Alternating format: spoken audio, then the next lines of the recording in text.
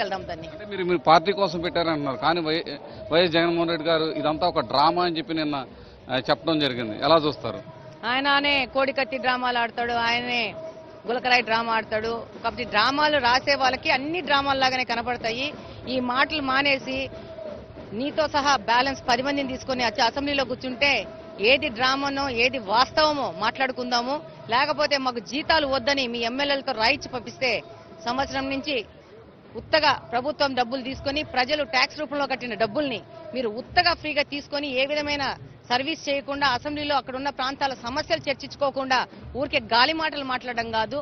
నేను అదే చెప్తున్నాను, దొంగగా రిజిస్టర్ తీసుకుపోయి సంతకాలు పెట్టడం కాదు. చేత అయితే అసెంబ్లీలో కూర్చోండి, చేత కాకపోతే రిజైన్ చేయండి, లేకపోతే జీతాలు మాత్రం వాపస్ మేము తీసుకోవట్లేదు ఈ 5 సంవత్సరాలని చెప్పి రాసిచ్చేయండి. అంటే మీరు కడపలో మొత్తం కూడా వైఎస్ విగ్రహాలను సైతం కూడా పుష్పమయం చేశారు అని చెప్పి ఒక ఆరోపణ అయితే వైసీపీ నాయకులు చేస్తున్నారు. దాన్ని ఎలా చూడాలి?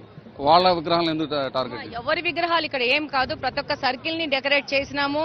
రాజశేఖర రెడ్డి గారంటే కూడా మాకు కూడా గౌరవం ఉంది. డెఫినెట్ గా 2 రోజులు పండగ, ఒక పండగ జరిగినప్పుడు తోరణాలు అలంకరణలు చేసుకుంటాము, అలానే చేసుకున్నాము. రాజశేఖర రెడ్డి విగ్రహమే కాదు ప్రతి ఒక్క సర్కిల్ ని చేసుకున్నాము. వాళ్ళు మా విగ్రహం మాకు కావాలి తల తీయండి అంటే తల దగ్గర ఓపెన్ చేసి చేసాము అంతే. అందులో ఏమి పెద్ద డిస్ప్యూటెడ్ ఇష్యూ కాదది.